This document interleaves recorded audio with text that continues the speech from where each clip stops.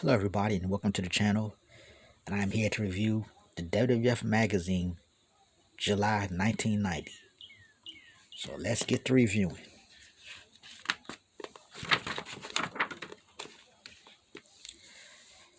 Okay, of course, you got the commercial for the official travel agency of the WWF, official travel agency of the world's most frequent flyers.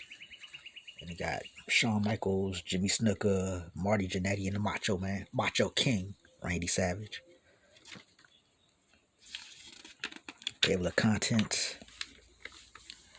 Advertisements to Just Say No to Drugs by Jimmy Hart, and I guess he probably was the best person in that company to say no, because I think he was probably the only person not doing drugs in that company at that time. An ad for the video cassette of WrestleFest 1990.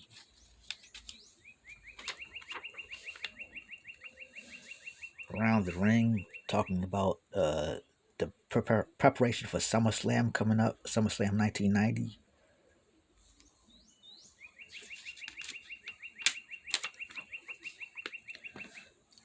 Fan forum where the fans write questions to the editor of the magazine.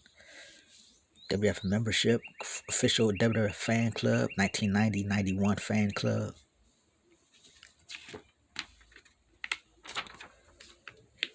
Body language, the column by Jesse the Body Ventura. It's talking about Warrior versus Rick Rude and how he thinks Rick Rude, since he beat him at WrestleMania 5, he can beat him at SummerSlam.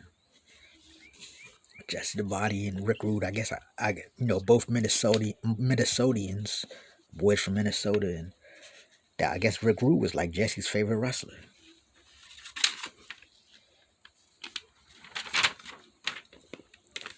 Newsbreakers, where it talks about when Earthquake jumped Hulk Hogan on their Brother Love show and hit him with the Earthquake Splash.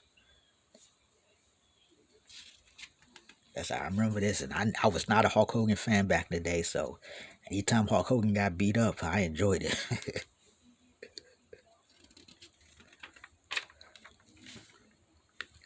Personality profile on the Doctor of Style, Slick.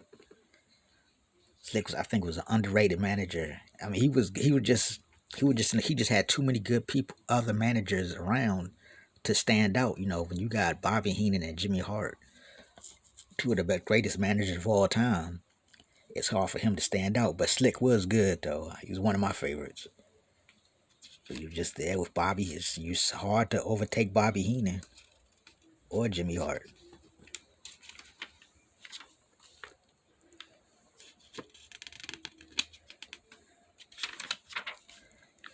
An interview with the $1 Million Man, Ted DiBiase. This is when he's talking about his feud with the Big Boss Man. How he was mad that the Boss Man did not get the $1 million belt from Jake the Snake. So he's pissed about that. He paid Boss Man money, and Boss Man didn't. Actually, Boss Man got the belt. If I can recall, he got the belt from Jake, but then he gave it back to Jake, and he took Ted DiBiase's money anyway.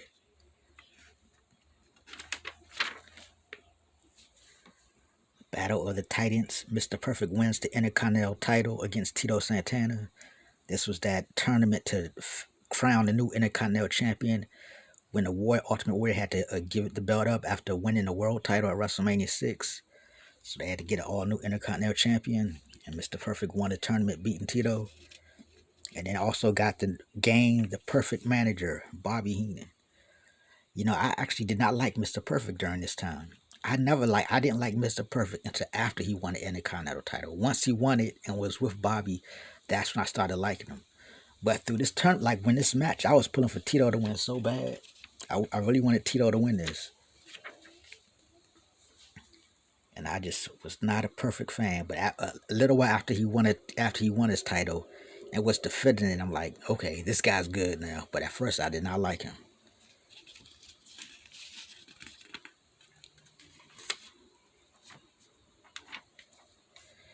They're showing the results of the other matches during the tournament.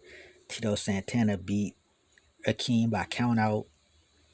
And then Mr. Perfect beat Jimmy Snuka. And Brutus Beefcake, Dino Bravo and Brutus Beefcake both got counted out, and then Roddy Piper and Rick Martel both got disqualified. So it's like a two match. Really, everybody got. It's only like two matches, I think. Perfect had to wrestle twice. I mean, Perfect only had to wrestle once to get to the finals, and Tito only had to wrestle once to get to the finals. Ravishing Rick Rude's ultimate goal: I'll bring the warrior a battle in parts unknown. So this is Rick Rude was really training to challenge the Ultimate Warrior for the world title at SummerSlam. Got shaved, got the haircut, and he was like really training.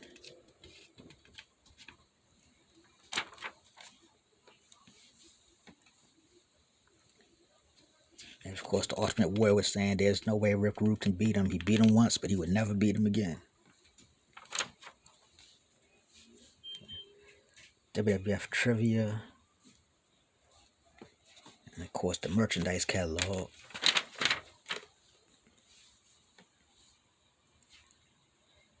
Yeah, WWF knew how to sell merchandise. And every time I look at these old merchandise catalogs, I always try to look for pictures of Steph or Vince, pictures of Steph or Shane. And there's Steph right there.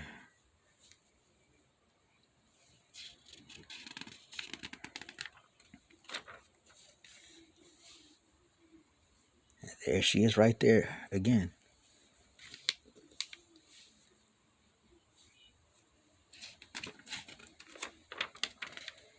Oh, the WWF t-shirts. I got the Roddy Piper shirt. I wanted the Bret Hart shirt, and I wanted that Jake the Snake shirt. Yeah, that's about it. The Rocker shirt was nice too. Nice looking shirt.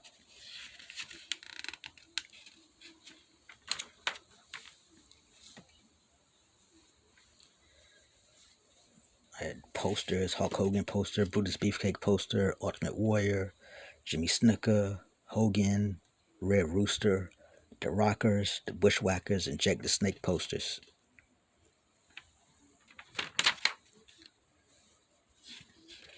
And those Bret Hart shaped sunglasses. I always wanted the Bret Hart sunglasses.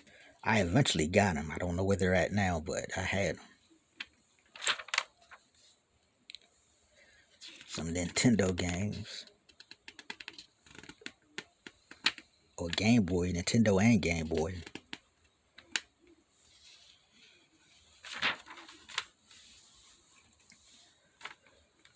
Dusty Rhodes versus Macho Man Randy Savage.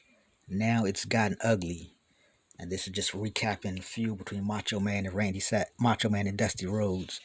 And this was where Macho Man jumped Dusty, and Macho Man and Sherry, Macho King and Sensational Queen jumped Dusty and Sapphire after a match. They were just poor commoners. While Macho King and Sensational Queen were royalty.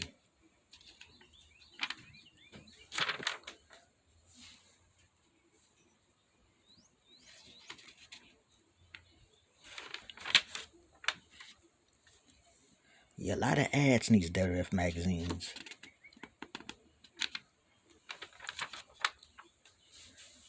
Earthquake's Evil Envy. Why does Earthquake hate Hacksaw Jim Duggan so much? And this article I just talked about how Earthquake was mad that Jim Duggan could do anything and get cheered, and whatever he did, he got booed. He talked about how Jim Duggan would hit people with the 2x4s and they would continue to cheer him. And if he did anything like that, they would boo him. But that was because Earthquake, you was a bad guy and Jim Duggan was a good guy.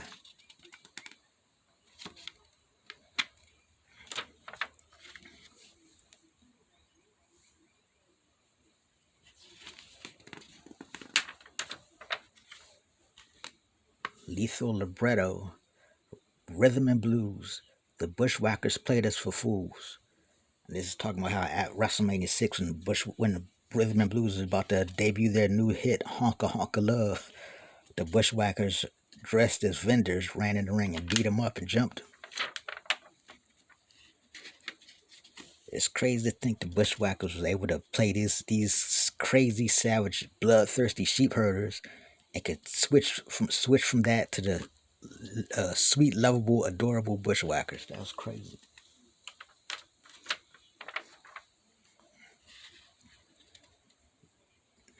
Dire predictions. Bad news and Jake foresee different futures for one another.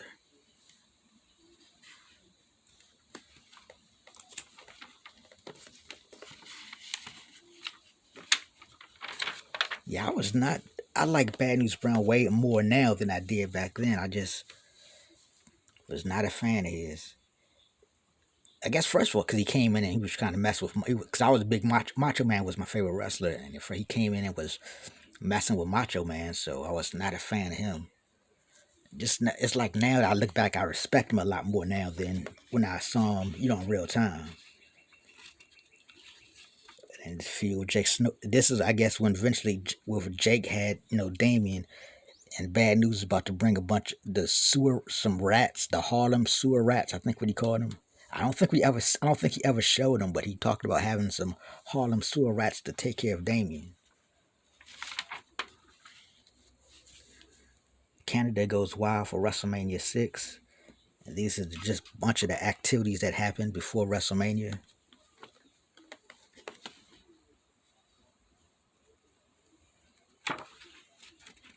Big Boss Man signing autographs. The Rhythm and Blues with Jimmy Hart.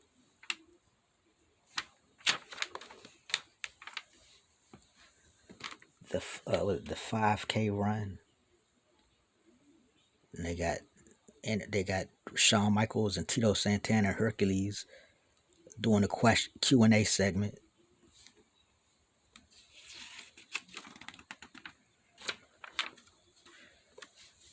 Wrestling Lowdown, and this talks about the breakup of the Bolsheviks, Nikolai Volkov and Boris Zukov. Got a little thing on Playboy Buddy Rose coming back to the WWF. The slim and trim 217-pound Playboy Buddy Rose.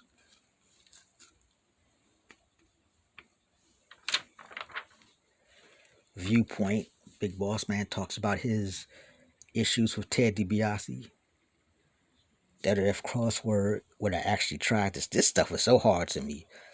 I tried to do some occasionally, but it was always hard. I could never get the whole thing done.